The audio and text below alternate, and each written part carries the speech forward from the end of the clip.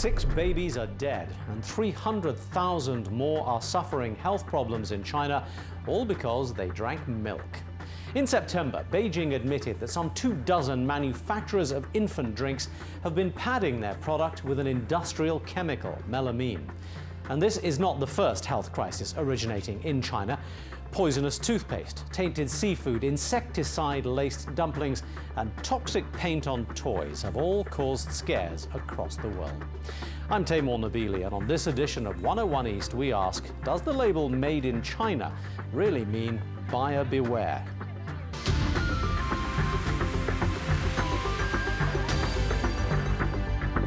In December, China launched a new campaign to clean up its food industry. But it's made promises before. Just last year, it announced tighter restrictions on food production. It even executed the head of the State Food and Drug Administration for his part in the health scandals. Now, many experts believe nothing short of an overhaul of the entire food safety system will do. Steve Nettleton reports. On his small cotton farm in Henan province, Wang GUOTONG tries to rebuild a living, burdened with medical costs and fears for the long-term health of his 7-month-old grandson, Wang Haoshui. In August, the boy became seriously ill. When the family took him to the hospital, they learned he was suffering from kidney stones. 10 days of care cost the family $130. Though his health has improved, Wang Haoshui must still receive daily medical treatment. His grandmother's health is also not good, and she often gets sick. She's so worried about him. We have a little land, but no one has time to take care of it.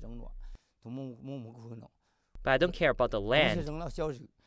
My only goal now is for the boy to get well.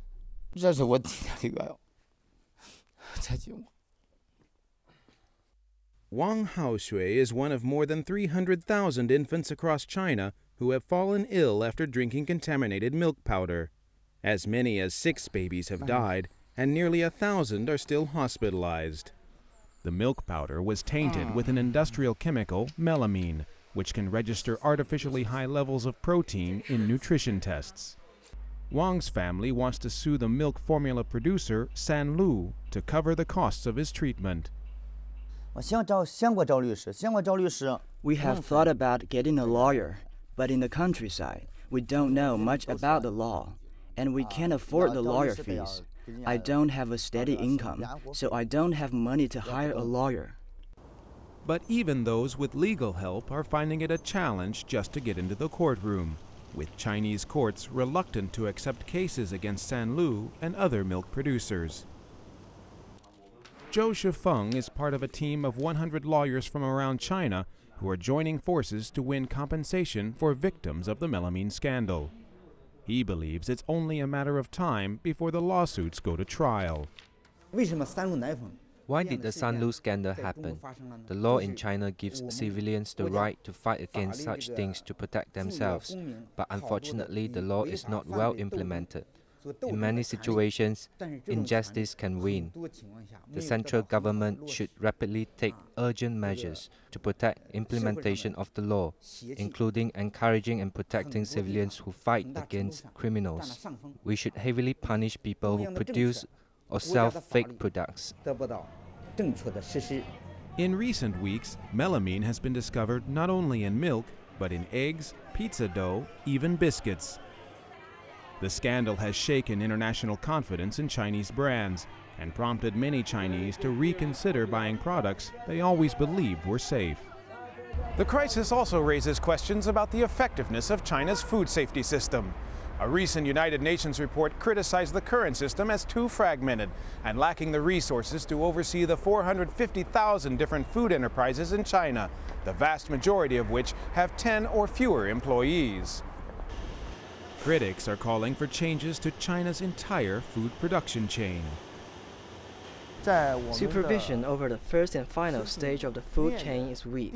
The first stage, agriculture, involves a huge number of producers whose scale is very small.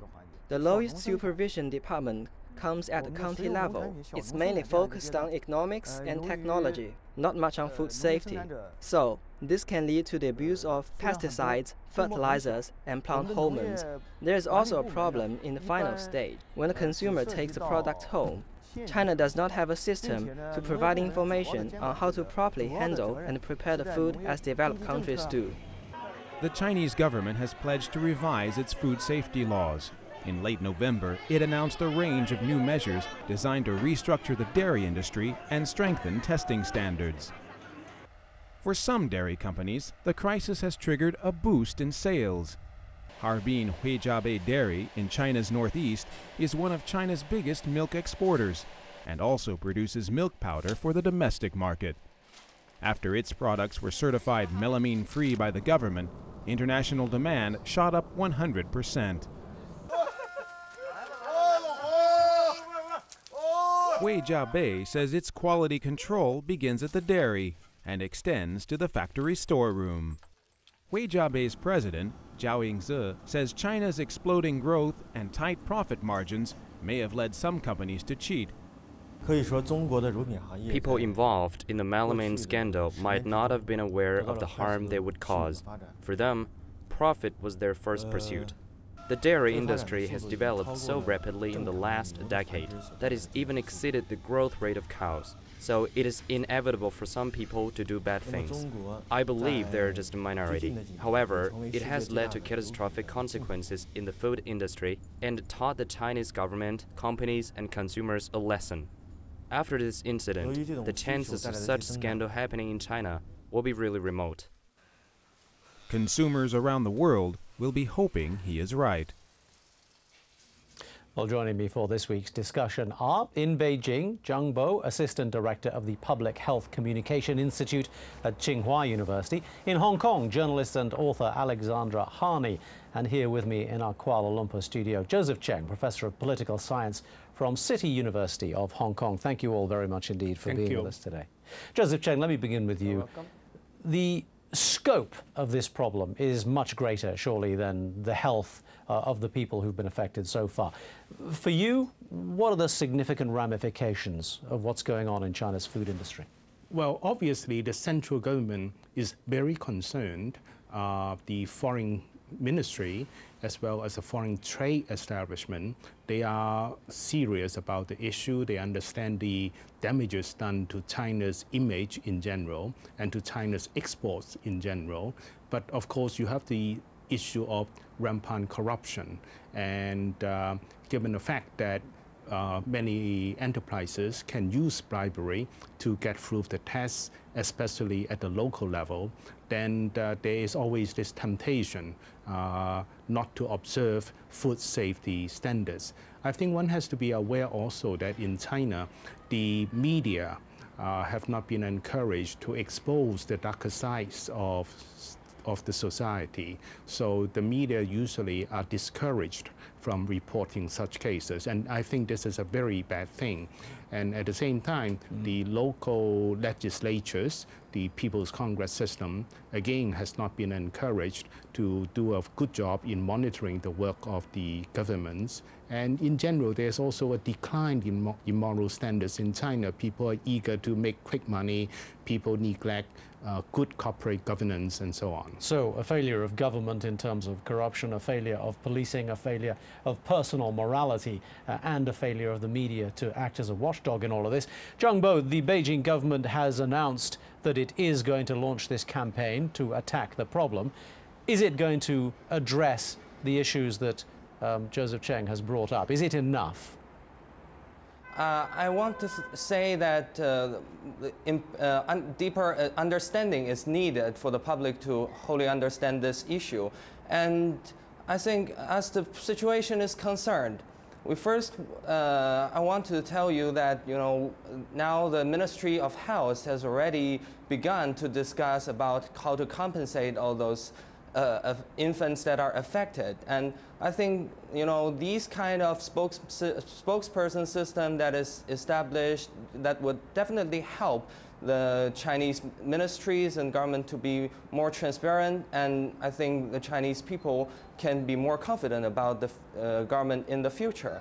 I'm also very concerned actually about the situation happening in the US, as the infant formula has already been found to contain melamine, and also the situation in Ireland where pork are found contaminated. So I think this is actually food safety is a worldwide issue that we need to address it's always very hard that for people to find things that they don't know that are inside of the food that we eat.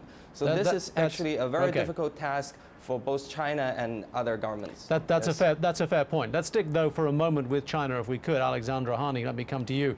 Have we seen significant progress since the last food scandal in China? Are we on a curve where improvements are being made, or is this just going to happen again and again?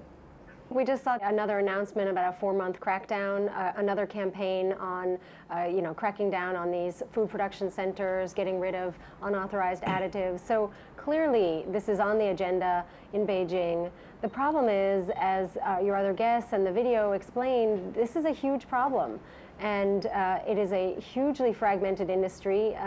450,000 food production companies is gigantic. And so even as Beijing starts to clean up this problem, we're still going to see scandals emerge. It's just inevitable because you can't cover that many people that quickly. Okay, we'll take a short break there if we can. But when we return, we'll hear from one Chinese mother about the cost of using tainted dairy products. Stay with us. We're back in a couple of minutes.